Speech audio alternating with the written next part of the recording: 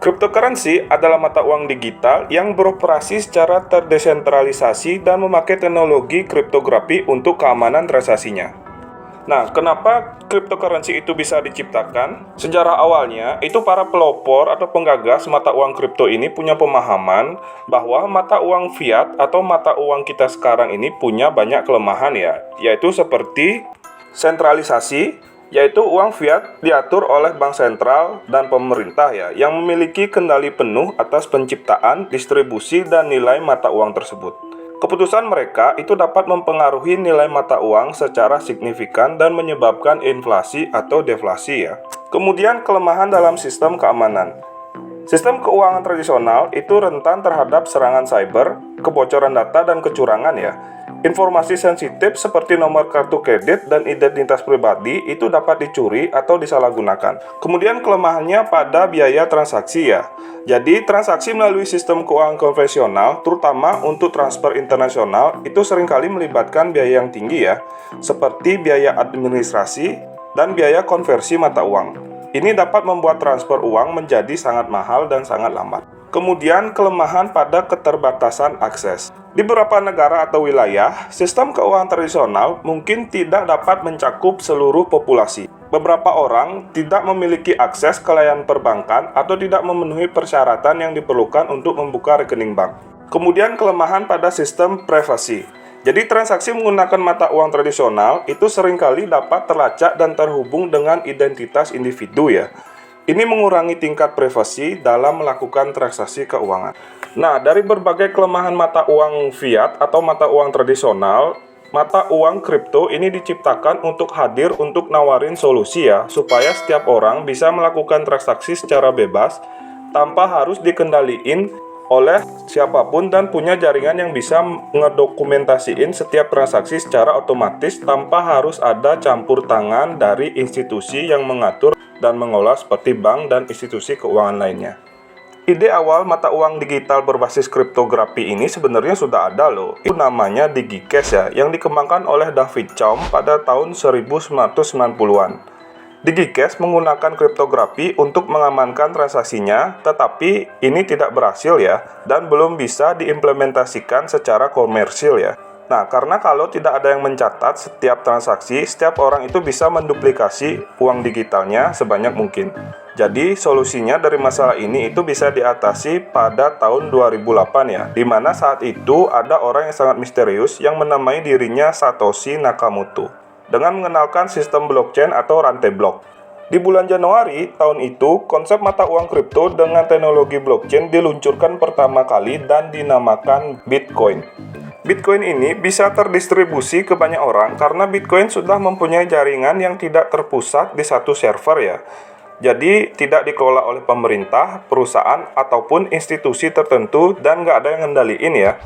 Karena jika ada yang mempunyai kontrol atas Bitcoin atau dikendaliin oleh satu pihak, Bitcoin bukan lagi terdesentralisasi melainkan sistemnya akan sama kayak mata uang saat ini ya, yang dikendaliin oleh bank sentral. Nah, sistem Bitcoin memiliki cara agar komputer rumah pun itu bisa menjadi server ya, sehingga bisa bikin banyak server dan terpencar-pencar di seluruh dunia, dan fungsinya ini sebagai tempat menyimpan data, merekam data, dan mengkonfirmasi seluruh data dari transaksi Bitcoin. Nah, agar Bitcoin dan sistemnya ini populer di publik dan cepat terdistribusi ke banyak orang, para penggagas Bitcoin kayak Satoshi itu memujuk kawan-kawannya buat jadi server-server dari Bitcoin ya. Nah, server-server ini ialah komputer yang ditugasin buat nyelesain sandi matematika yang rumit dan bakalan dapat hadiah berupa Bitcoin. Selain itu, komputer-komputer ini bertugas merekam dan mengkonfirmasi proses transfer Bitcoin di seluruh dunia. Jadi, semakin banyak komputer yang menjadi server, maka jaringan Bitcoin itu akan semakin terdesentralisasi dan semakin aman ya. Karena untuk memproses satu transaksi harus memiliki persetujuan dari seluruh jaringan server ini ya. Nah, jaringan server-server ini yang dinamai blockchain ya. Dan orang yang ngoperasiin jaringan server ini dinamakan miners atau penambang. Dengan adanya blockchain atau jaringan server-server ini, transaksi Bitcoin bisa dilakukan secara independen tanpa harus memerlukan pihak ketiga sebagai perantara seperti bank dan institusi keuangan lainnya. Teknologi blockchain ini yang ngebuat Bitcoin itu memiliki nilai jual ya. Jadi ini contoh kasus ya, misalkan dengan sistem keuangan tradisional saat ini, kamu mau mentransfer uang dari Indonesia ke negara lain ya. Dan pastinya kamu transfernya itu lewat bank dan membayar biaya layanan yang lumayan cukup mahal ya, dan memakan waktu mungkin berjam-jam sampai berapa hari kerja ya. Jika kamu pakai Bitcoin, semua orang itu bisa melakukan transaksi ke seluruh dunia dan bisa langsung transfer ke orangnya tanpa perantara bank ataupun institusi ya. Tidak membutuhkan waktu lama, palingan cuma berapa menit aja, dan proses transaksinya itu tercatat dalam buku besar yang bisa diakses oleh setiap orang loh. Jadi kamu bisa transfer Bitcoin dari manapun dan kapanpun ya. Nah, ini ada satu cerita ya yang melibatkan pengguna Bitcoin untuk membeli pizza yang saat ini itu sering disebut sebagai pizza Bitcoin atau Pizza Day.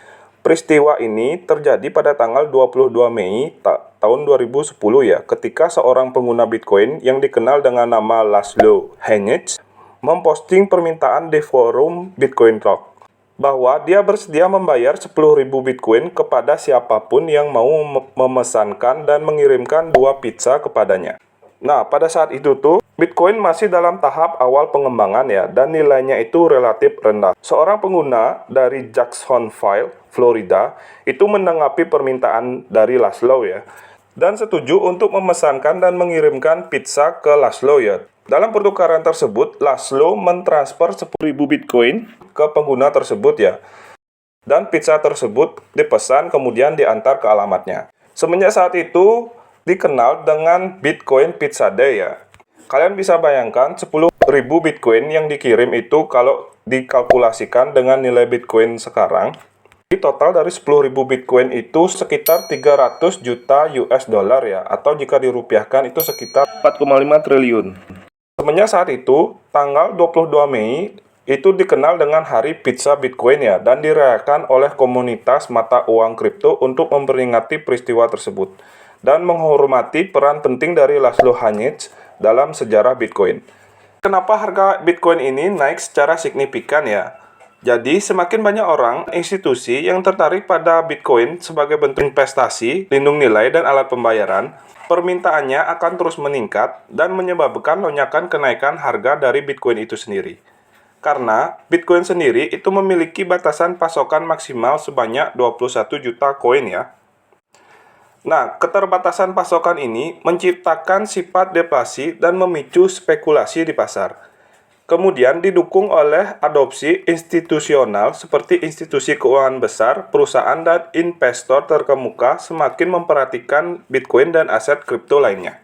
Nah, ketika ekonomi dan mata uang tradisional menghadapi ketidakstabilan atau krisis, beberapa individu mencari alternatif seperti Bitcoin yang dianggap sebagai lindung nilai ya dari asetnya mereka. Ketika terjadi gejolak ekonomi atau keuangan, minat pada Bitcoin dapat meningkatkan dan mengakibatkan peningkatan harga.